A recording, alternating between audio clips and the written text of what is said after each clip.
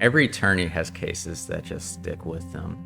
I had a tragic incident where a mother had reached out to several other law firms and they decided not to pursue her case. She contacted me and Brooks Law Group and told me the story about how she took her young son over to a friend's house to play. The children were out playing. The mother was not aware that there was access to a pond in the back of the house. After some time, our client's mother was looking for her young son, and the son had tragically drowned in the lake. Now, this was a young mother who had lost her son, lost the love of her life, and when she contacted me and she had told me her story, and I realized many other attorneys had declined this case, I felt it was imperative that this mom was heard, that someone was there for her and her family. We took the case, we litigated it. The case went to arbitration. Unfortunately, the only remedy the legal field has is the arbitrator's award, and it will never bring back her son. At least I can say that I was there for the mother, helped her through a difficult time, that she was heard,